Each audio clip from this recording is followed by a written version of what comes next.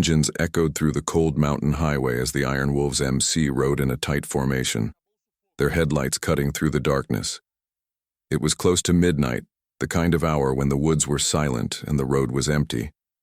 Cole Ryder led the pack, focused on the winding asphalt ahead, when something caught his eye. A quick flash of movement on the right side of the road.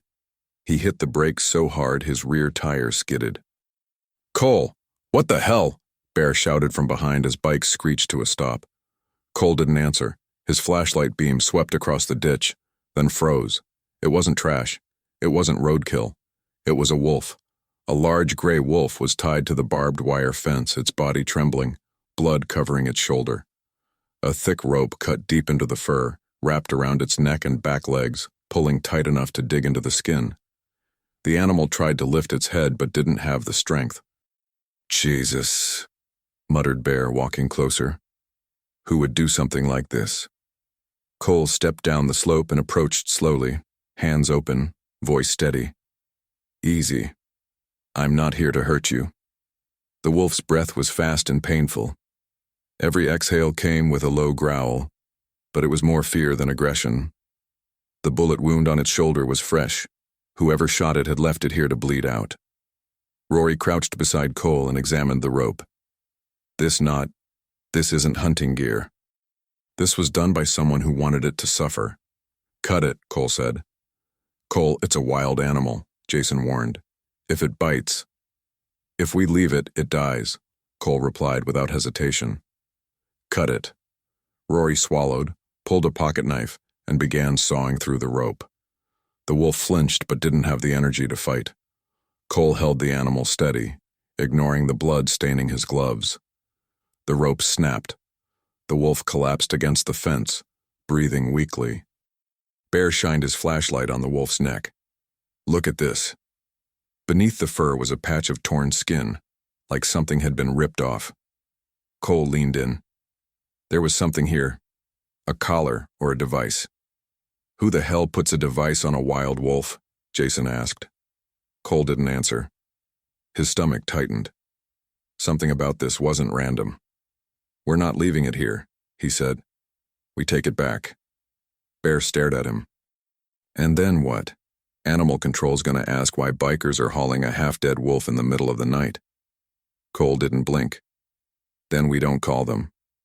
They loaded the wolf carefully into the back of Bear's truck, padding the bed with jackets so the animal wouldn't move too much.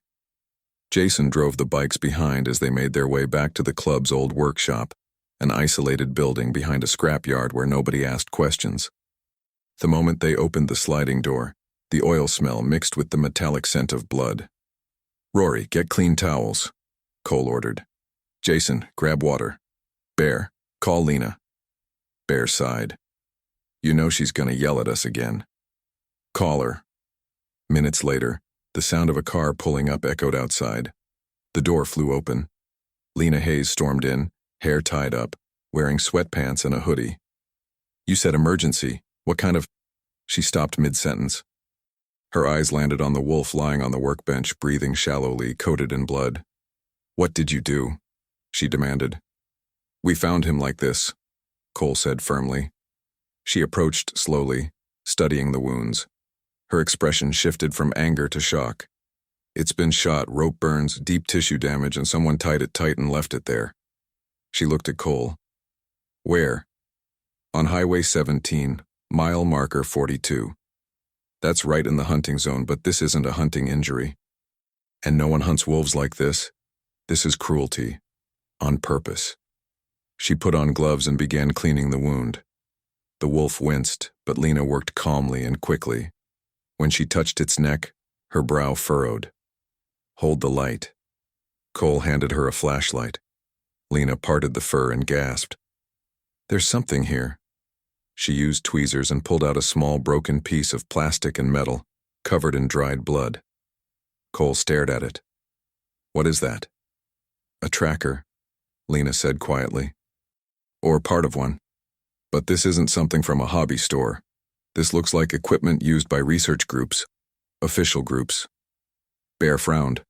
"So a researcher just tortured a wolf?" "No," Lena said, shaking her head. Someone took the device off. This piece, it was cut. Intentionally. Then she looked at Cole. Whoever shot this wolf didn't want it to be tracked anymore. The room fell silent. Cole looked down at the wolf. Somebody wanted it dead. And wanted to hide where it came from, Lena added. Rory pointed to the door. Guys, you might want to see this. They walked outside. Fresh tire tracks curved in the dirt, stopping right beside the workshop door. Someone had been there, minutes before Lena arrived. Cole crouched and ran his hand over the tread marks. These are new. They came close. Real close. And they didn't break in? Jason asked. They didn't have time, Cole replied. They were watching us. Lena crossed her arms. Cole, this isn't just an injured animal. Someone didn't want this wolf alive. And if they know you have it, we're not giving it back to whoever did this, Cole said, voice steady. Lena looked at him with a worried expression. Then you just made this your problem. Cole glanced at the darkness around the workshop, at the woods beyond, and then back at the faint light coming from the garage where the wolf lay recovering. It became my problem, he said quietly. The moment I saw it tied to that fence. A cold gust of wind swept through the yard, carrying the smell of pine and dust. Somewhere in the distance, a motorcycle engine echoed. One that wasn't theirs. Bear stepped closer to Cole. You hear that? Cole nodded. Someone's watching us. The engine faded into the night. The wolf growled weakly from inside the workshop, as if sensing something outside. Cole clenched his jaw. If someone was willing to shoot a wolf, tie it to a fence, and stalk bikers in the dark, what else were they willing to do? And why had they left the wolf alive in the first place? Morning came without anyone really sleeping. The old workshop smelled like oil, metal, and now disinfectant. Pale daylight slipped in through the high windows, turning dust into a slow dance in the air. The wolf lay on a makeshift bed of blankets in the corner, chest rising and falling with slow, uneven breaths. A bandage wrapped its shoulder. Its eyes were half open, alert but exhausted. Cole sat on an overturned crate nearby, elbows on his knees, watching. Every time the wolf struggled to breathe, something twisted inside his chest. He could still see it tied to that fence, rope digging into flesh, blood on the ground. Lena packed her bag and straightened up. She looked tired, but not from lack of sleep. It was the kind of tired that came from seeing too much cruelty in one night. I cleaned what I could, she said. The bullet didn't hit bone, that's the good news. And the bad news? Bear asked, arms crossed, leaning against the wall. The wound is deep. Infection is a risk. He needs rest, water, and quiet, and no one else trying to kill him. Cole nodded. We can handle that. Lena turned to him.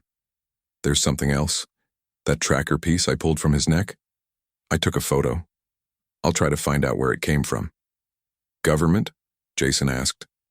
Scientists? Maybe, she said. Or someone who stole their equipment.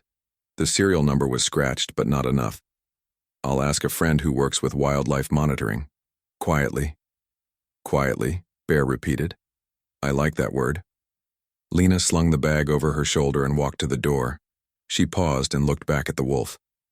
I don't know who did this, she said. But whoever it was, they didn't act alone. The way he was tied. That wasn't one guy in a hurry. That was calm. Organized. Cole's jaw tightened. Then we find them. Lena met his eyes. You're already in the middle of something dangerous, Cole. This isn't just about a wolf. Be careful where you step. He gave a small nod. I'm already in it. Might as well see where it leads. She let out a breath, then left. The door closed behind her and the workshop fell silent again. Rory scratched the back of his neck. So, what's the move? Cole looked at the wolf. First, we make sure he lives. We owe him that much. And second? Bear asked. Cole stood up. We go back to that fence. Highway 17 looked different in daylight. The mountains were sharp against the sky. The air was cold enough to sting the lungs. Cars passed once in a while, but the road was mostly theirs. The group rode in a small pack, Cole, Bear, Rory, and Jason, engines steady, eyes scanning the roadside. Cole slowed as they neared mile marker 42. "There," he said over the comm in his helmet. They pulled onto the gravel shoulder and killed the engines. The quiet after the noise was heavy. The fence stood the same, long and stretched along the ditch. But now that they knew what had happened here, it felt different. The rope fibers still clung to the barbed wire, stained dark where blood had dried. Rory walked up and touched the cut ends. "This is where we sliced it." "Look down there," Jason said, pointing. On the ground near the posts, blood had soaked into the dirt in a wide patch. The soil was darker, stiff where it had dried overnight. Cole crouched, studying the area. "See the drag marks?" A faint trail led from the ditch to the fence, as if the wolf had been pulled there. Rocks were scuffed, weeds bent in one direction. Someone had dragged the animal by force. "Whoever did this didn't just shoot from far away," Bear said. "They took their time." "That's what worries me," Cole replied. He followed the drag marks backward up the slope, toward a flat patch of dirt beside the road. There he saw something else. Tire tracks. 2 sets. One going parallel with the road, another turning in and stopping. "Truck stopped here," Cole said. Door opened. They pulled the wolf out, dragged it down, tied it up. No one bothered them. "Middle of the night on a dark road," Jason said. "No witnesses." Rory squinted at a small, shiny object near the tire tracks. "Got something." He bent down and picked up a spent shell casing. "Rifle," Cole said. "Matches the wound Lena described." Bear looked around the empty road. "So they shoot it, drag it, tie it, and leave it. Why near the highway? Why not dump it in the woods?" Cole stared at the fence. Maybe they wanted someone to find it. "Hunters?" Jason asked. Cole shook his head. "Hunters don't waste bullets to send a message." Back at the club, the day had already started without them. The Iron Wolves' main clubhouse sat behind the workshop, a converted warehouse with a big metal sign on the front and a row of bikes leaning on their stands out front. A few younger members sat on the steps, drinking coffee and watching the road. As Cole and the others pulled in, one of them, Nate, waved a phone in the air. "You guys seeing this?" Nate shouted. They parked and walked over. "What is it?" Bear asked. "Online posts," Nate said, handing the phone to Cole. "People talking about a wolf. Some post on a local forum last night." Cole scanned the screen. A blurry photo showed flashing headlights and a shape on the fence. The caption read, "Iron wolves messing with wildlife on Highway 17. Anyone else see this?" There were comments underneath. "Of course it's them. Always trouble. Somebody call the sheriff. Leave the animals alone." Cole's teeth clenched. "We didn't hurt that wolf. We saved it." "The internet doesn't care about details," Nate muttered. "They just see the cut rope and our bikes." "Someone took this picture before we got there," Jason said. "Look at the angle. We had our headlights on the wolf, but this is from farther back. They were watching." Bear looked at Cole. "So now we know 2 things. 1, someone tortured that wolf. 2, they want people to think we did it." Cole handed the phone back. "Let them talk. We know the truth." "Truth doesn't always win," Nate said quietly. Cole didn't answer. He walked toward the workshop. Inside, the wolf was still alive. It lifted its head weakly when the door opened, eyes tracking the men as they stepped in. Its chest moved faster for a moment, then slowed when it recognized the voices. "Hey, buddy," Cole said, softer than usual. "We went back to that fence. No one's putting you back there." Bear set down a bucket of water in a shallow pan. "Lena said he needs this." The wolf didn't drink at first. It watched them, studying every movement. Finally, it lowered its nose and took a few slow sips. "Good," Cole said. "That's good." Jason leaned against a workbench. "What's the plan now?" "We just babysit a wolf until whoever did this gets bored." Cole shook his head. "They're not going to get bored. They came to the workshop last night. They took photos on the road. This is not random. They have a reason. Rory paced, restless. Then we go find that reason. We hit the woods. We talk to people who go up there, hunters, loggers, whoever. Bear scratched his beard. You want to patrol the mountain like it's our territory? Cole looked at him. It is our territory. It's our home. We ride those roads every day. If something dirty is happening in those woods, we're in the middle of it whether we like it or not.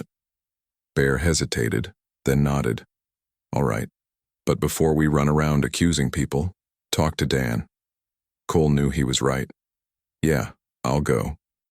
The sheriff's office sat on Main Street between a diner and a hardware store. A U.S. flag flapped outside. The building always looked calm, almost sleepy. But Cole knew better. Half the real work happened behind closed doors. When he walked in, the receptionist at the front desk stiffened a little. Morning, Cole. Morning, he replied. Dan in? In his office. Cole walked down the short hallway and knocked once on the open door. Sheriff Dan McCarthy looked up from a stack of reports.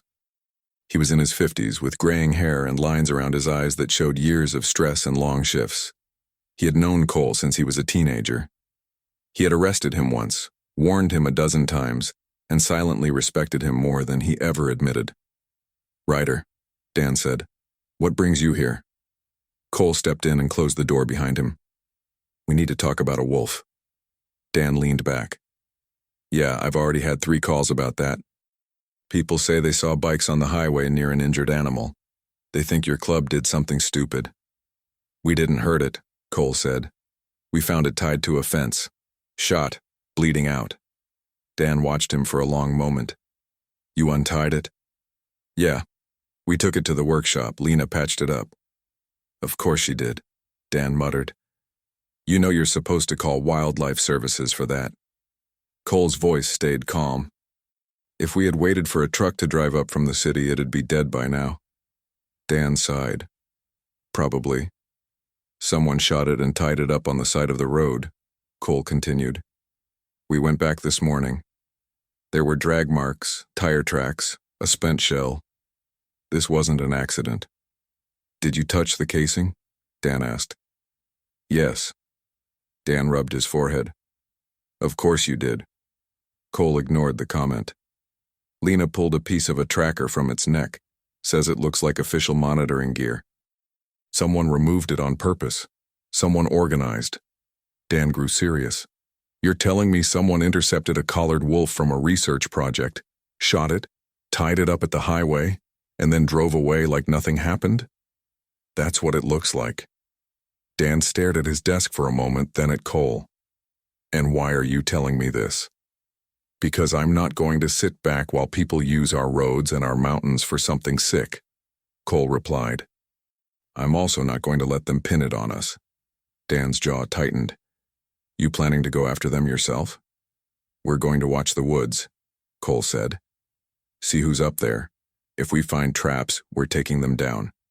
If we see men with rifles who don't belong there, we'll let you know. Dan shook his head. You don't get to deputize yourselves. That's not how this works. Then make it work, Cole shot back. Because whoever did this already knows where our clubhouse is. They were outside the workshop last night. They're not scared of us. They're not scared of you. Dan held his gaze. The room went quiet. Finally, he spoke in a lower tone. If someone is using this county for illegal hunts or worse, I want to know. But I also need you not to start a war in my backyard. I'm not looking for a war, Cole said. I'm looking for whoever tied that wolf to a fence. Dan studied his face and saw something he recognized. The same stubbornness he'd seen years ago, but now with a different aim. Fine, Dan said. You see something concrete, you tell me. No vigilante justice. No bodies in ditches. Deal, Cole said. And Cole? He paused in the doorway. Yeah? Keep that animal alive, Dan said quietly. This town needs to see it survive. By the time Cole got back to the workshop, the sun was lower in the sky, casting long shadows across the yard. The bikes were still lined up.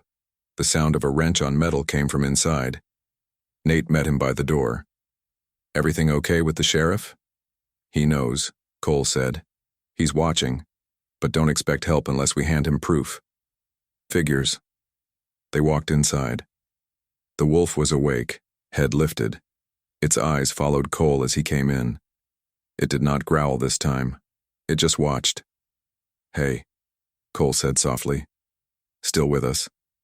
Bear came from the back, wiping his hands on a rag. "We built a better pen." "Give him space without letting him wander around and wreck the place." The pen was a simple structure made from steel panels and chain-link sections they had lying around. The wolf could lie down, stand, and move a little, but not get near anything sharp or dangerous. "We're going to start patrols," Cole said. "Small groups, no noise, no drama. We ride near the woods, watch the access roads, see who's going in and out." Rory grinned a little. Finally, something interesting. Jason elbowed him. "You say that now." Cole walked to the wolf's pen. The animal's ears flicked back slightly, then forward again. Its breathing was still heavy, but not as weak as earlier. "We're not letting anyone touch you again," Cole said under his breath. He turned to leave, but something near the main door caught his eye. There was a small object on the floor just inside the entrance. It hadn't been there before. He walked over and picked it up. It was a folded piece of paper held shut with a strip of tape. His name wasn't on it, there were no markings.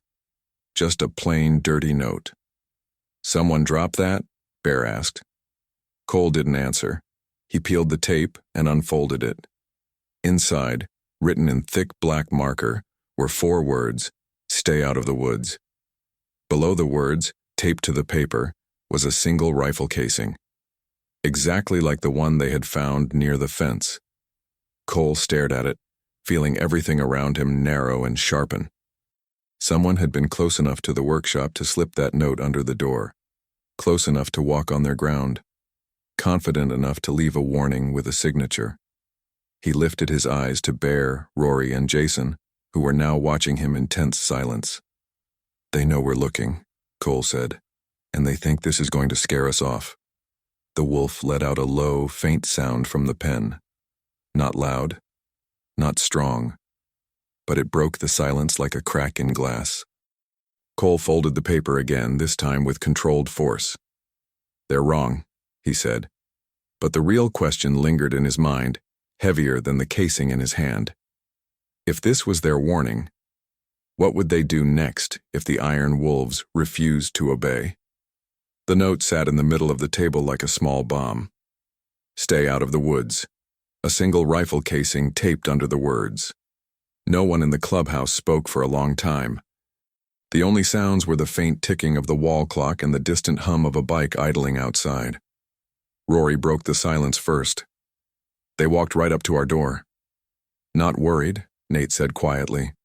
"They're sending a message." Bear leaned forward, forearms on the table. "We already knew they weren't scared. Now they're making it official." Cole stood with his hands on the back of a chair, eyes fixed on the paper. His jaw moved once, like he was grinding his teeth. "They want us afraid," he said, "and they want us to stop." Jason raised his eyebrows. "Are we stopping?" Cole didn't even look at him. "No." Bear sighed. "Didn't think so." Cole picked up the note and folded it carefully, as if the way he handled it mattered. He slid the casing off the tape and dropped it into his pocket. "All right," he said. "We're done waiting around. If they want the woods to themselves, that's exactly where we're going." By late afternoon, the sky had turned a pale gray. Heavy clouds rolled over the ridge, pressing low over the tree line. The air smelled like cold dirt and pine. 4 bikes rolled out from the clubhouse and headed toward the mountains. Cole, Bear, Rory, and Jason. They left Nate and 2 other members to watch the workshop and the wolf. They reached the highway and then turned off onto a narrower road that wound along the foothills. A wooden sign read, "Forest Access Road, use at your own risk." Bear cut his engine first. "We go from here." They parked the bikes on a gravel patch and hid them behind a clump of fir trees, covering some parts with camo tarps they kept for outdoor runs. From here on, it would be quieter to move on foot. "Keep your phones on silent," Cole said. No talking loud unless you have to. We're looking for tracks, traps, anything out of place. And people with rifles who don't like us, Rory muttered. Cole nodded once. Especially them. They stepped into the trees. The forest swallowed the road noise immediately. The ground under their boots was soft and uneven, covered in fallen needles and damp leaves. Branches creaked above them. Somewhere far off, a bird called, sharp and quick. Rory walked a little ahead, eyes scanning the ground. He was good at reading terrain. Years of hunting, camping, and running from trouble had trained him well. Look here, he whispered after a few minutes. They gathered around. In the soft earth just off the faint trail were prints. Large paw prints. Wolf. Same kind? Jason asked. Hard to tell, Rory said. But it's big, and it's not alone. There are smaller prints around it. A pack, Bear said. Cole crouched, following the line of tracks with his eyes. They led deeper into the woods toward a slope and a cluster of boulders. Let's go, he said. They moved carefully, ducking under low branches, stepping over roots. The light dimmed under the canopy. Cole felt that familiar tension in his shoulders, the one he got before a fight or a bad job. He wasn't afraid of the woods. He was afraid of the kind of men who liked to hide in them. After about 20 minutes, Rory stopped again. There, he said, pointing ahead. At first, Cole saw nothing. Then his eyes adjusted, and the pattern of the forest changed. A narrow clearing opened between trees, and in the middle of it, half hidden by leaves and branches, was a metal trap. It was a snare, thick steel cable looped around a bent sapling, rigged to snap tight when something stepped into it. The noose lay open on the ground, almost invisible against the foliage. Son of a... Jason whispered. Cole moved closer, careful not to touch it. This is not legal gear. Rory's voice was low. If a leg gets caught in that, it breaks bone. Animal or human. Bear took out his phone and snapped a picture. For Dan, in case he ever wants to believe us.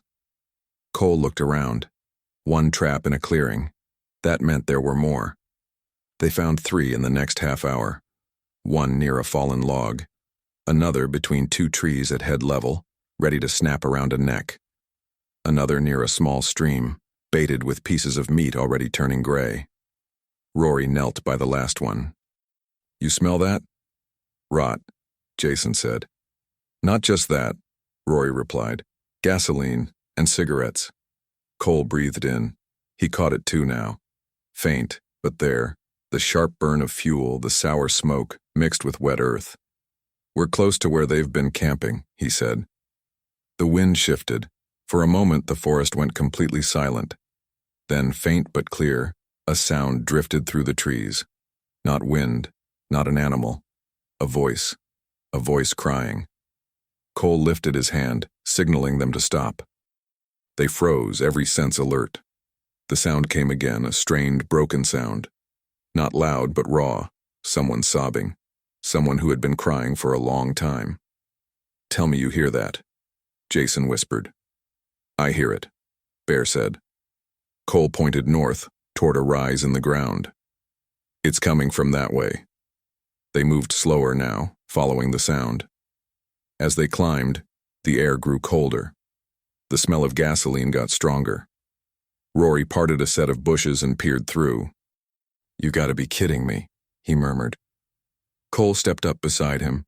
Below them, in a shallow dip in the ground, stood a small shack. It looked slapped together. Old boards, sheets of metal, plastic nailed over gaps. A rusted generator sat beside it, silent for now. A pickup truck was parked nearby, hidden from the main road by the trees. There were no men in sight, no movement outside. But the sobbing was louder here, coming from inside the shack. Cole's hands tightened into fists. Someone's down there, he said. Bear scanned the area. We don't know if they're still around. Could be someone watching from the trees. Could be a trap. Everything out here is a trap, Cole said. But whoever's inside that shack doesn't sound like bait. Jason nodded once. We go in? Cole took a breath. Yeah, but we don't go loud. Not yet. They moved down the slope, keeping the trees between them and the clearing as long as possible. Cole felt the heater of the truck as they passed. The engine was still slightly warm. Whoever used it hadn't been gone long. He reached the side of the shack and pressed his ear to the wall. Inside, he heard it clearly now. A girl crying. Soft, broken, gasping for air between sobs. He tried the doorknob. Locked. "Stand back," Bear whispered. "I'll handle it." Cole shook his head. Not yet. He knocked once, hard. The crying stopped. A thin voice came through the door. "Who's there?" "Not the men who put you in here," Cole said. "My name's Cole. I'm with the Iron Wolves. Are you hurt?" There was a pause, then, "You're bikers?" "Yeah." Another pause, then a small, bitter laugh. "Of course. This day just keeps getting better." "Are you alone?" Cole asked. "Yes." "Is anyone coming back soon?" "I don't know," she said. "They leave. They come back. They don't tell me anything." Cole glanced at Bear, then at the lock. "We're getting you out." "You shouldn't be here," she whispered through the wood. "They'll kill you." "They already tried," Cole said. "Didn't work." He stepped back, braced himself, and kicked just beside the lock. The door frame cracked. He kicked again. On the third hit, the wood split, and the door flew inward. The inside of the shack smelled like sweat, fear, and stale food. There was a small cot in the corner, a bucket, a crate with water bottles, and some cans. A single hanging light bulb cast weak light over everything. On the cot sat a young woman in her early 20s, wrists chafed from rope, hair tangled, eyes red from crying. She wore jeans and a thick jacket, both dirty. Her face was streaked with tears and dust. When she saw the men at the door, she tensed, ready to recoil. Cole held his hands up. "We're not here to hurt you." "You already told me that," she said, voice hoarse. "I've heard that line before." Bear stepped in and gently cut the rope around her wrists. "We got plenty of faults, sweetheart, but we don't lock people in shacks." She rubbed her wrists, wincing. "They said you were working with them." Rory snorted. "Us? With those cowards?" "Right." "Who are they?" Cole asked. The girl swallowed. "Men with rifles, camouflage, masks. They caught me in the woods 2 days ago. I was trying to film them." "Film them doing what?" Jason asked. "Hunting," she said. "But not like normal hunters. They were laughing when they shot. They dragged a wolf with a rope around its neck. I saw them tie it." Cole felt something cold move through him. "To a fence?" "Yes." She nodded quickly. "To a fence by the highway. They thought it was funny. They said people needed to see what happens when you protect the wrong side." "Did you see their faces?" Bear asked. One of them took his mask off. "Just for a second," she said. "He had a badge on his belt. A real one." Cole's eyes narrowed. "Police?" "I don't know," she replied, "but it looked real." "Did you see any vehicles?" Rory asked. "Logos?" She hesitated, as if unsure whether to say more. Then she nodded. There were trucks. White ones, marked with a green tree symbol and some slogan. Ward Foundation for Conservation or something like that. Cole traded a glance with Bear. "Ethan Ward. We need to get you out of here," Cole said. "Now." The girl shook her head quickly. "If they come back and I'm gone." "If they come back and you're still here," Cole interrupted, "we're leaving you to the mercy of men who tie wolves to fences and lock women in shacks. You really want that?" She stared at him, breathing hard, then finally shook her head. "Can you walk?" Bear asked. "Yes." "Good," he said. "We're not far from the bikes. We'll take you somewhere safe." "Where?" she asked. Cole thought for a moment. The clubhouse was risky, too visible. The workshop had the wolf, which was already enough trouble. Then he thought of the one person who'd yelled at him all night and still stayed until the job was done. "Lena's," he said. They moved quickly but carefully through the trees. The girl walked between Rory and Jason, hands still shaking a little but her steps steady. Cole and Bear stayed on the outside, watching the woods. "Do you have a name?" Rory asked gently. "Emily," she said. "Emily Ross." "What were you doing out here alone, Emily?" Jason asked. She let out a tired breath. "I run a small wildlife page online. Videos, photos, that kind of thing. I heard rumors about illegal hunts up here. People bragging about it anonymously. I wanted proof." "You got more than proof," Rory said. "You got kidnapped." She nodded once. "Yeah. My subscribers are going to wonder why I stopped posting." "You got any family around here?" Bear asked. "Just my mom in town," she said. "If she finds out I disappeared in the woods chasing videos of wolves, she's never letting me live it down." Cole almost smiled. "Almost. She'll just be glad you're alive." They reached the bikes, still hidden behind the trees. Emily stared at them. "You actually ride these things up here?" "All the time," Jason said. "You'll be fine. We'll put you with Bear. He rides smoother than the rest of us. Don't tell him I said that." Bear grunted. "Get on." They helped her onto the back of Bear's bike, handing her a spare helmet from the saddlebag. She strapped it on with clumsy fingers. "If anyone stops us," she said. "What do we say?" "Nothing," Cole said. "I'll talk. You just hold on." They rode back down the mountain road, engines louder now. The sky had grown darker, the first drops of rain starting to fall. Cole checked his mirrors often, scanning for headlights that didn't belong. None followed. At least not yet. Lena's house sat on the edge of town near her small clinic. She lived alone, aside from a rotating list of foster animals and rescues. When she saw the bikes pull up with a stranger on the back, her eyes narrowed. "What did you do now?" she asked as soon as Cole knocked and she opened the door. "We found someone," Cole said. "Or she found trouble. We just cut the middle part." Emily stepped forward, still wearing the oversized helmet. She took it off slowly. Lena's expression softened. "Oh my God, are you all right?" "I've had better weeks," Emily said. "But I'm breathing." Lena stepped aside. "Come in. Let me take a look at you." Jason and Rory stayed outside, keeping watch. Bear leaned against the porch rail. Cole followed Emily and Lena inside. In the small living room, Lena pointed Emily to the couch and began checking her arms and face. "Any dizziness? Nausea? Blurry vision?" "A little headache," Emily said. "But I think that's from crying." Lena smiled sadly. "You'll be okay. I'm more worried about how long you've been under stress and if you're dehydrated. I'll get you some water."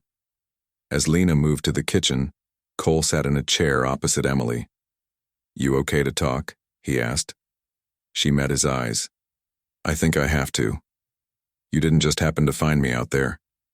"We were looking for who hurt the wolf," Cole said. "Instead, we found you." She stared at him, then nodded. "Then I guess we're on the same side. So tell me more about these men," Cole said. "You said one had a badge." "Yes," she replied. "He kept it half covered, but I saw the shine. He told the others not to worry if anyone heard shots. Said if the sheriff got calls, he'd take care of it." Cole's fists tightened on his knees. "Did he say a name?" "No," she said. "They used nicknames. Hunter, Doc, Red, stupid stuff like that. The only real name I heard was Ward." "Ethan Ward?" Cole asked. Emily nodded. "They said Ward wants this land cleared and the wolves out of the picture. We're just helping nature along." Lena stopped in the kitchen doorway holding a glass of water. "You're sure that's what you heard?" "I'm sure," Emily said. They also talked about how the public only cares about what they see online. That if they staged enough wolf attacks, people would beg to have them removed. Then Ward could expand his projects without protests. Cole exhaled slowly through his nose. "So the wolf we found tied to the fence wasn't just cruelty," Emily finished. "It was a performance." Lena handed her the glass. Emily drank. "You said they told you we were working with them," Cole said. "Yeah, Emily replied. They said bikers don't care about animals, just money. Thought if you ran into something, you'd cover it up, and if anyone complained, they'd blame it on you. Made sense in their heads. Lena looked at Cole. They're using your reputation as cover. Cole nodded once. Not for long. Emily set the empty glass down. If you go after them, they'll come for you. They're not just weekend hunters. They know what they're doing. They have money, gear, and people in the right places. We're not going after them alone, Cole said. But we're not backing away either. Lena frowned. You're going to talk to Dan again, right? I will, Cole said. But he's going to want solid proof. Emily swallowed. You have me. You're one scared girl who was locked in a shack, Cole said, voice gentle but firm. I believe you. Lena believes you. But if Ward and whoever else are really involved, they'll paint you as a liar, an attention seeker, someone who got lost chasing stories. They'll say you made it all up. Emily looked down at her hands. They already told me no one would believe me. People will, Lena said, once they see the right things. Cole stood. We're going to need more than your word. What are you going to do? Emily asked. Go back up there, Cole said. Find their traps, their gear, their camp, maybe even their faces. You can't, she said quickly. They'll hurt us, Cole finished. They already tried. They shot a wolf, left it to die, came to our doors and walked our roads. They think they own those woods. I'm not fine with that. Lena stepped closer to him. Promise me you won't be stupid. No promises, he said, but I'll try not to get shot. She gave him a look that said she didn't find the joke funny. Keep her here for now, Cole added. Or somewhere safe. She shouldn't be alone. I'll take care of her, Lena said. Emily looked up. You're really going back there? Yes. Then you should know one more thing, she said. Cole waited. They weren't just hunting wolves, Emily said quietly. They were talking about a new route. Something about moving product through the hills. The wolves are just in the way. Cole felt that cold weight in his chest again. What kind of product? I don't know, she replied. But they mentioned trucks, a lot of them. And one of them said, Ward gets his permits. We get the freedom to run our stuff without anyone snooping. Lena let out a sharp breath. So this is bigger than animals. It always is, Emily said. Cole nodded. Thank you for telling us. He turned toward the door. Cole? Emily called. He looked back. They tied that wolf up laughing, she said. Like it meant nothing. If you hadn't cut the rope, he would have died right there. They would have used his body to scare people. I know, Cole said. Make sure they don't get away with it, she said. He held her gaze. We're working on it. The ride back to the clubhouse was silent. Rain had started to fall steadily now, soaking their jackets, blurring the lines of the road. The town looked different under gray light. More suspicious, more tense. When they arrived, Nate met them outside again. How is he? Cole asked immediately. Still breathing, Nate said. Still not happy about being here, but he took some water and food Lena left. No worse than earlier. Good, Cole said. Keep it that way. He's our only witness who can't talk. Bear shook water from his hair. What's the play now? Cole looked toward the mountains, where the dark line of trees cut across the sky. We go back into those woods, he said. But not just as bikers looking around. This time we know what we're dealing with. They're trying to clear land. They're trying to move something through our home. And they're using our name as cover. Jason nodded. So we hit them where they think they're strongest. Yeah, Cole said. We find their camp, their trucks. We get something no one can argue with. Photos, video, locations, traps, the works. And then what? Bear asked. Hand it to Dan and hope he doesn't bury it. Cole reached into his pocket and took out the note again. He unfolded it, reading the words one more time. Stay out of the woods. They told us to stay out, he said. That means they're scared of us being in. He folded the paper and slid it away. We're going in deeper, Cole said. He felt the wolf's eyes on him from the pen, even through the wall. Someone out there thought they owned the mountain, thought they could tie living things to fences and leave messages on doors. They had no idea yet how far the iron wolves were willing to go. And somewhere in those woods, the men who laughed while they tied that animal up were still walking free. By the next morning, the town was already talking. Ridgefield had a way of chewing on rumors until they sounded like truth. At the diner, at the gas station, at the little grocery store on Main, people whispered about bikers, gunshots in the hills, and a wolf on the highway. Cole heard it himself when he stopped for coffee. He stood at the counter waiting for his order when two men in work jackets at a corner table spoke just loud enough. "I'm telling you, I saw the bikes," one said. "They spooked the animal, probably hit it." "The sheriff's already looking into it," the other replied. "My cousin said they had calls all night. If the wolves are acting crazy, they need to be taken care of. My cows are worth more than some wild dog." Cole's jaw tightened, but he didn't turn. The waitress slid his coffee toward him. "Rough morning?" she asked. "Just normal," he said. She gave him a quick, careful look. "People don't know what really happened, Cole." "Yeah," he said. "That's the problem." He left without saying anything else. Outside, he checked his phone. A notification popped up from a local news blog. Tension rises as wolf sightings increase. Residents blame bikers and poor enforcement. He opened it. There was a grainy photo of Highway 17. Far away, barely visible, were the outlines of bikes and a shape on the fence. Whoever took it had zoomed in and drawn a red circle around the scene. The article talked about reckless riding, disturbing wildlife, and unverified claims of animal cruelty. It mentioned the iron wolves by name. There was no mention of a wolf tied to a fence, no mention of bullet wounds, no mention of rope burns. Cole closed the tab and slipped the phone back into his pocket. They were losing the narrative before it even started. The sheriff's office was quieter than the last time he had come. Dan sat at his desk, glasses low on his nose, staring at his computer screen. He looked up when Cole walked in. "You're becoming a regular," Dan said. "You've seen the article?" Cole asked. Dan nodded. "Yeah. Half the town has. They're blaming us. They're guessing," Dan said. "But yeah, you're the easiest target." Cole stepped closer. "We found traps yesterday, snares, illegal setups, and we found a shack with a girl locked inside. You want to talk about that?" Dan leaned back slowly. "The girl's at Lena's?" "Yes," Cole said. "Alive, shaken. She saw men drag that wolf and tie it.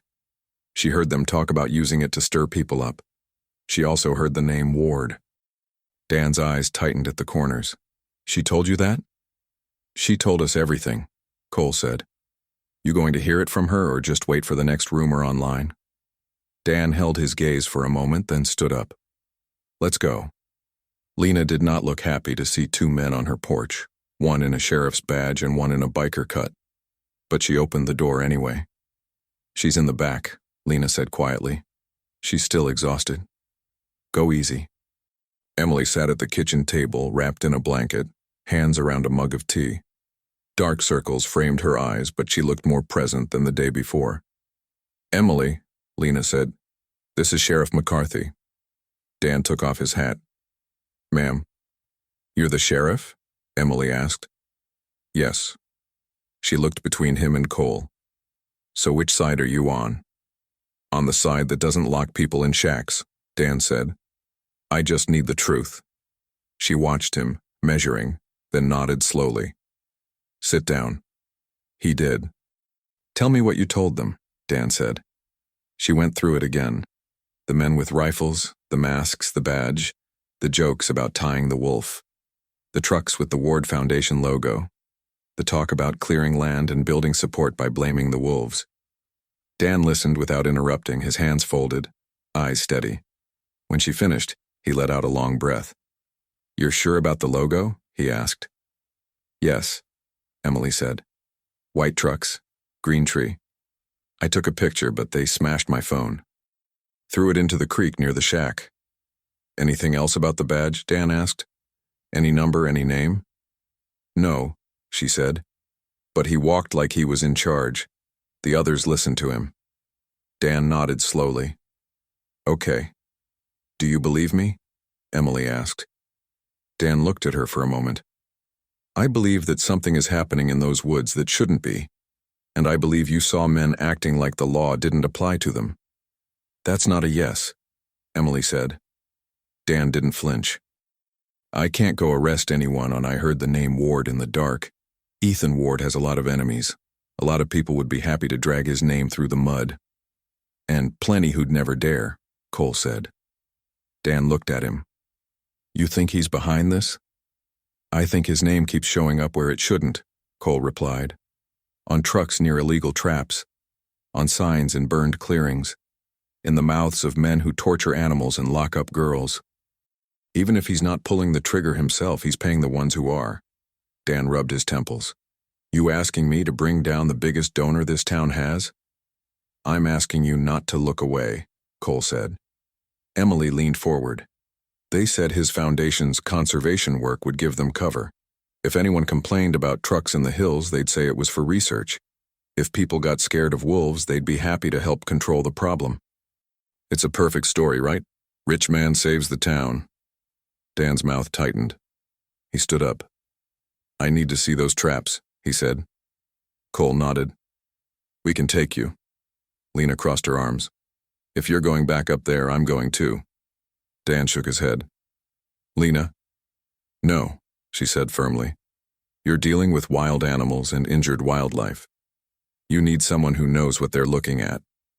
And I want to see what they did to that wolf's pack. She said it so simply that none of them argued. They went in a single truck this time. Dan drove. Cole sat in the passenger seat. Lena and Emily sat in the back, Emily staring out the window, memorizing the route in case she ever needed to describe it. The forest access road looked different with a sheriff at the wheel. The official presence made the trees feel less like cover and more like witnesses. They parked near the same hidden spot as before and went in on foot. Rory and Jason met them at the edge of the woods. They had come ahead on bikes to make sure no one else was there. Area's clear, Rory said, at least for now. Show me the traps, Dan said. They led him to the first snare. He crouched, studied the cable, the knot, the trigger. This is not legal, he said quietly. Not by a mile. He took photos from several angles. Then they went to the next one. And the next. By the time they reached the baited trap near the stream, Dan's face had changed. The careful calm was still there, but under it was something sharper. How many of these did you find? He asked. 4 yesterday, Cole said. 2 more today, and that's just in this section. Dan straightened. If we do this right, this alone is enough to bring in wildlife enforcement and federal attention. Are you going to do it? Emily asked. Dan met her eyes. I will file every report. I will put every photo in the system. But if someone above me or beside me is dirty, they might try to bury it. That's why we need more than traps in the woods. We need the people, Cole said. Faces, names, vehicles. Lena looked around. The wolf's tracks go beyond here. He wasn't alone before they grabbed him. Can you follow them? Dan asked. She pointed toward a slope to the north. They head that way, fainter now but still there, either from him or the others. Then we follow, Cole said. The climb was harder than before. They moved through thicker trees over rocks and fallen trunks. The air cooled as they went higher. The smell changed, from wet earth and needles to something else. Smoke. Lena stopped first. Do you smell that? Not fresh, Rory said. Old, like something that burned days ago. Keep going, Cole said. They pushed through the last line of trees and stepped into a clearing. The ground was black. Charred earth stretched out in a rough circle, maybe the size of a small house. What had once been low bushes and grass was now ash and twisted stems. At the edges, trees stood with trunks blackened halfway up, their bark cracked by heat. Lena stepped forward slowly, eyes wide. This wasn't a campfire, she said. This was deliberate. Controlled burn? Dan asked. She shook her head. No, No pattern, no safety lines. This is messy. Someone poured fuel and lit it. Rory kicked at the ash and uncovered bone, small bones, not human. Lena knelt and brushed gently with her fingers.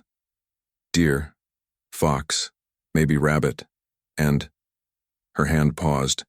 She picked up a fragment of skull with sharp teeth. Wolf, she said quietly. The air felt heavier. Emily wrapped her arms around herself. They didn't just kill one.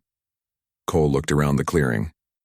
Mixed with the ash were bits of twisted metal, melted plastic, and something else. A small plate of brushed steel, warped by heat but still readable. He picked it up, wiped it on his jeans, and held it in the light. A logo was stamped on it, a stylized tree. Under it, in clear letters, Ward Conservation Project, Protected Area. Cole stared at it, chest tight. Protected, he said. That what this looks like to you? Dan took the plate, studied it, then looked around slowly at the burned ground and scattered bones. This is a crime scene, he said. More than one, Lena replied. This is a massacre. Emily's voice shook. This is what they wanted me not to see. Cole's mind raced. Trucks with that logo. Men using those projects as cover. Wolves burned out of their own ground. Traps laid for any survivor. And they still had the nerve to use our name, Bear said, his voice low and angry. Make it look like we're the monsters out here. Dan took more photos, then more.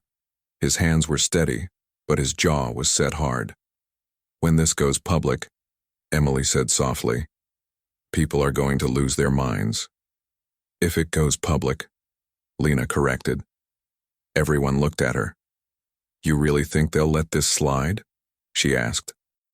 You really think the men who did this will just accept being exposed? You've already seen their warning. They're not done. Cole felt it too. This clearing wasn't the end of it. It was only proof that the people behind it had already gone much further than anyone wanted to believe. He watched Dan slip the metal plate into an evidence bag. How many people in town had stood under Ward's banners, clapping at speeches about protecting nature, not knowing this was what it looked like when no one was watching? How many more places like this are there? Cole asked, more to himself than anyone.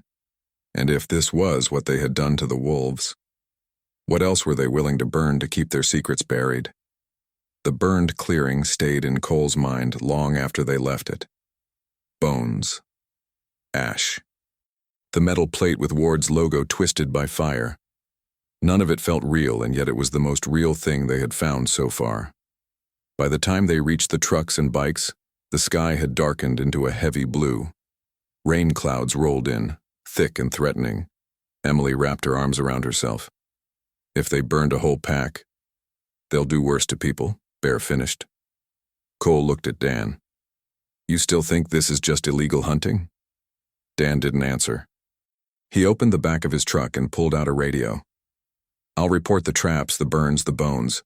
But if I go after Ward without airtight evidence, this town will eat me alive before he ever sees a courtroom. So what do we need? Jason asked. Dan hesitated. A face, a voice, a video. Something the public sees before anyone has the chance to cover it up. Emily's eyes met Cole's. A live stream. Lena frowned. You want to broadcast this? Now? It's the only way, Emily said. Ward controls half the city council, the big donors, the local news. If we hand everything to the sheriff's office quietly, someone's going to bury it. But if the whole town sees it... Cole nodded slowly. They can't hide it. Dan rubbed his forehead. This is reckless. It's the truth, Cole said, and it needs to be seen. Lena let out a breath. If you're going to do this, do it fast. The rain will hit soon. Cole turned to Rory. How many old GoPros do we still have?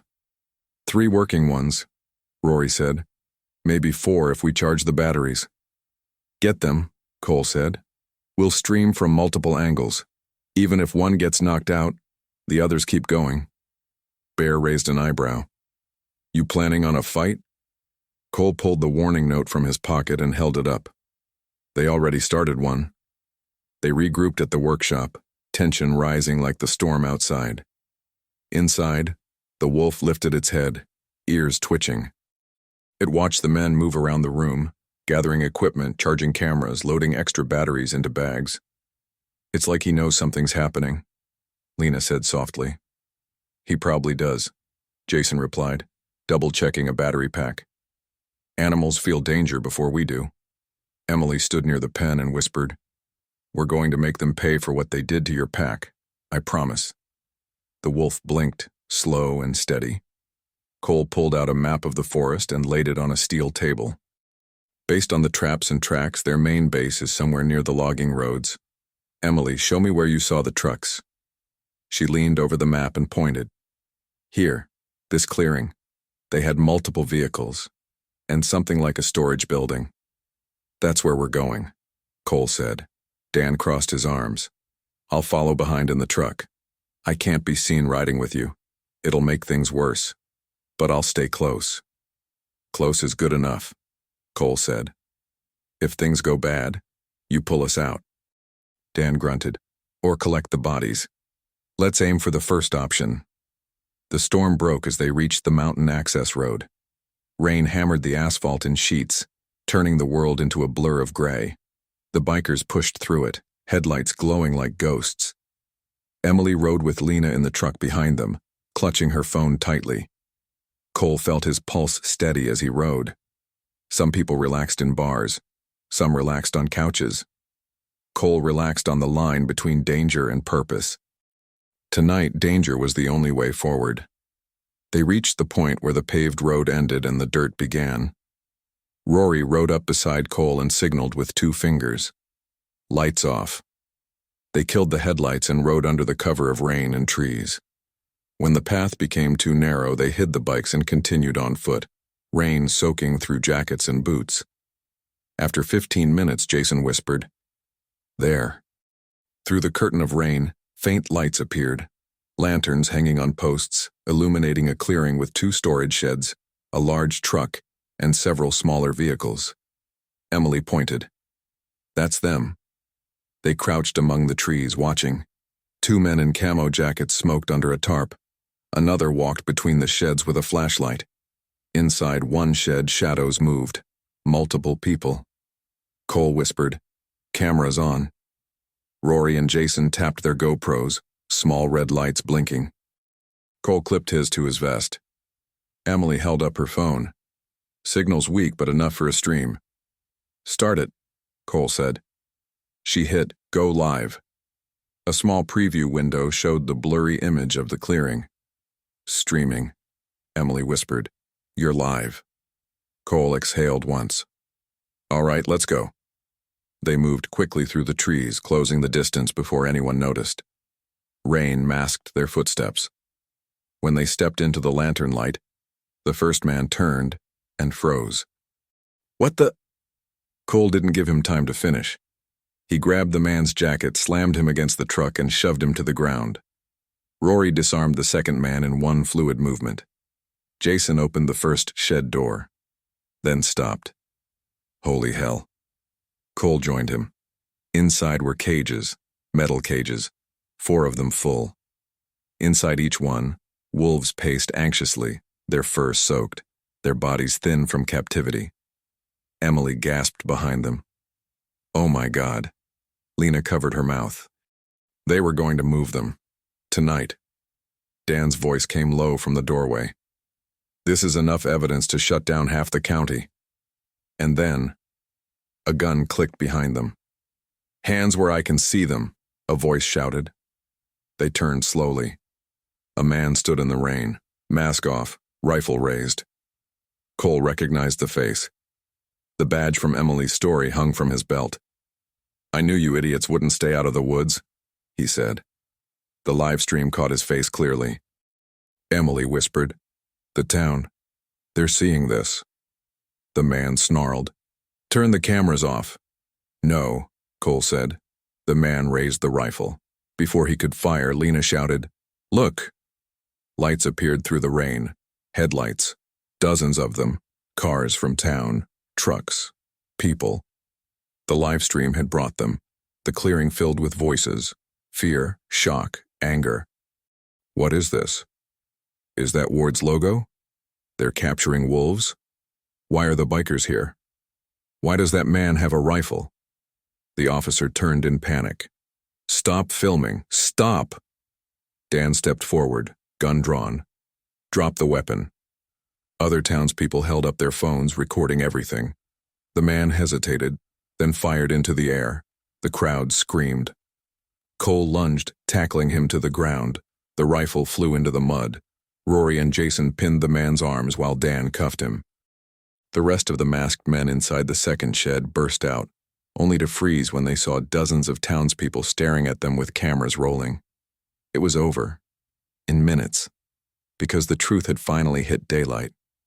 Rain washed over the clearing, mixing mud with the ashes of the burned pack and with the lies that had kept Ridgefield blind. Emily looked at the camera in her hand and whispered, "They're seeing everything." Cole stepped beside her. "Good," he said, "because this is just the start." And as more lights approached, sheriff's deputies, officials, news crews, Cole stared toward the dark woods. The wolves had never been the real threat.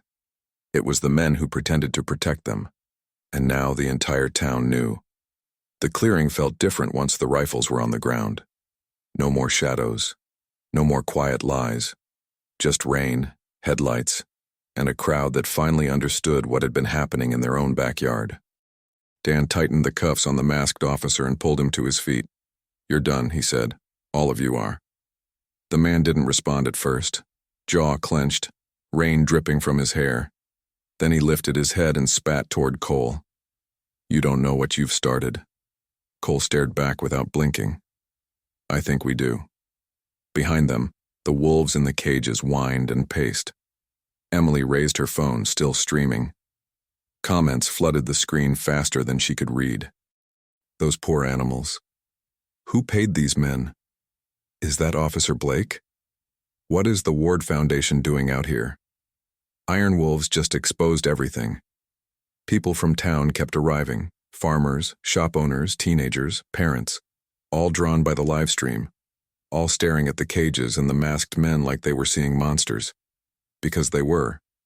Lena moved to the nearest cage. "They're scared. They haven't eaten properly in days." "Can they make it?" Emily asked.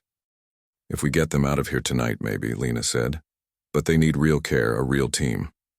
Dan gestured to two deputies arriving behind him. "Secure the area. No one leaves. I want the second shed opened and photographed." One deputy looked shaken. "Sheriff, we didn't know." "That's the problem," Dan cut in. No one wanted to know. Cole watched as another deputy opened the second shed. Inside were crates, metal containers with vents, stacked 3 high. Each one had the same logo stamped on the front, Ward Conservation Project. Emily pointed her phone at them. "These are transport crates," she said to the live stream. "They were moving wolves, probably to another site, or to another kill zone." A murmur spread through the crowd. Someone asked loudly, "Where's Ethan Ward?" The question hung for a moment, heavier than the rain.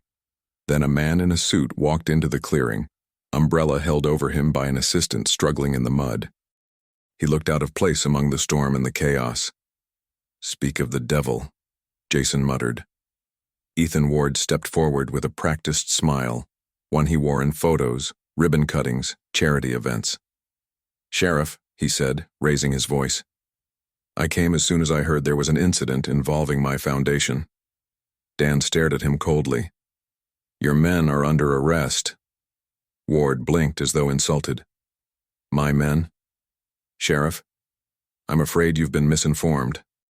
I employ researchers, biologists, volunteers." "They tied wolves to fences," Emily said sharply, stepping forward. "I saw it with my own eyes." Ward looked at her as though she were a stray shadow. "Young lady, I don't know what you think you witnessed, but the woods can be confusing." "She wasn't confused," Cole said. "Your trucks are right there. Your logo is on every cage, every crate. Your badge boy was running the operation." Ward's jaw twitched. "Badge boy?" Dan pulled the arrested officer forward. "Officer Blake, ring any bells?" Ward's face paled. Not enough for the average person to notice, but enough for Cole. I don't manage personnel decisions for law enforcement, Ward said quickly. Whatever he did was without my knowledge. Really? Emily asked, lifting her phone toward him. Say that to the thousands watching. Ward froze. Only now did he seem to notice the live stream, the comments, the dozens of people filming. This is an active investigation, Ward said loudly. You're all trespassing. No, Dan cut in. This is evidence, and you're at the center of it. Ward swallowed. Sweat, or rain, rolled down his temple. Sheriff, let's be reasonable. I'm sure we can resolve. You'll resolve it in court, Dan said. For the first time all night, Ward's composure cracked. You have no idea who you're crossing, he snapped. Do you think these people care about wolves? They care about their jobs, their homes, their safety. And I provide all of that. Not anymore, Cole said. Ward opened his mouth to respond, but then the crowd began talking over him, not softly, not afraid. Those cages, those traps. He killed whole packs. He lied to everyone. He used us. Ward stumbled back as if the weight of their voices pushed him. His assistant grabbed his arm, but Dan stepped between them. Mr. Ward, you're being detained until this is sorted out. Ward's eyes flashed. You'll regret this. Maybe, Dan said, but Ridgefield deserves the truth. Once deputies took Ward and the captured men away, the crowd slowly thinned. Some people cried, some argued, some just stared at the burned ground as if trying to process how blind they had been. Emily ended the live stream after nearly an hour. Her phone buzzed nonstop with notifications. You okay? Lena asked her. Emily nodded numbly. I didn't expect that many people to watch. That many to care. They did, Cole said. Because you showed them what was real. She gave him a small, exhausted smile. You did most of the work. He shook his head. We couldn't have done it without you. In the distance, the wolves, still in cages, whined softly. Lena walked to them. We need to transport them, she said. A real wildlife team is on the way, but until then they need calm. Bear joined her. We'll help move them. Cole turned to Dan. So, you believe us now? Dan let out a breath that seemed to weigh 100 pounds. I believed you earlier than I should have admitted, but seeing Ward walk in like he owned the place, that sealed it. I've been looking the other way too long. Well, Jason said, welcome to the party. Dan's eyes softened for a moment. You boys did good tonight. Cole nodded once. It's not over. They'll try to twist it. Ward has money, lawyers. Doesn't matter, Dan said. The whole damn town saw everything live. And the state investigators will be here by morning. Ward's done. Cole glanced at the cages. What about them? The wolves? Dan asked. They'll be taken to a real reserve, a safe one. Not this fake, protected area Ward built. Emily stepped closer. And the one you rescued? The one they tied to the fence? Lena answered gently. He's stable enough to move in a day or two. When the team comes, we'll let them take him too. He deserves to be with a real pack. Cole didn't reply right away. He felt the weight of that moment more than he expected. He wasn't a sentimental man, not with people, definitely not with animals. But that wolf, seeing him bound to the fence, dying alone, that image wasn't leaving his mind anytime soon. Lena placed a hand on his arm. He survived because of you. Because of all of us, Cole corrected. Still counts, she said. Hours later, when the lights had dimmed and the woods were quiet again, Cole walked to the edge of the clearing. Rain had finally stopped.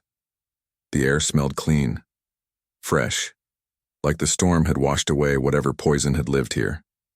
Behind him, Bear called out, You coming? We're heading back.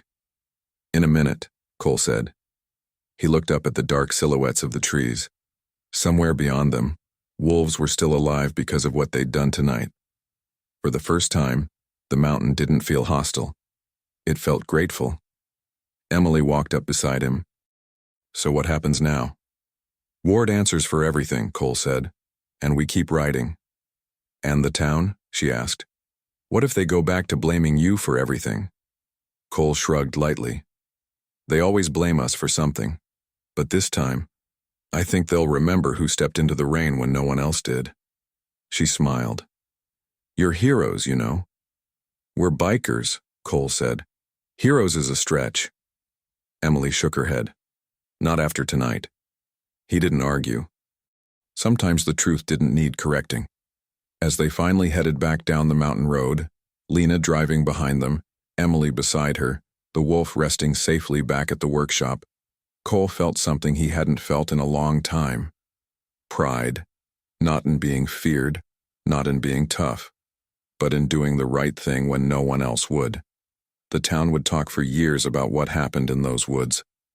Some would remember Ward's downfall. Some would remember the live stream. Some would remember the cages and the burned ground. But most would remember one thing. When the wolves cried for help, the iron wolves answered first.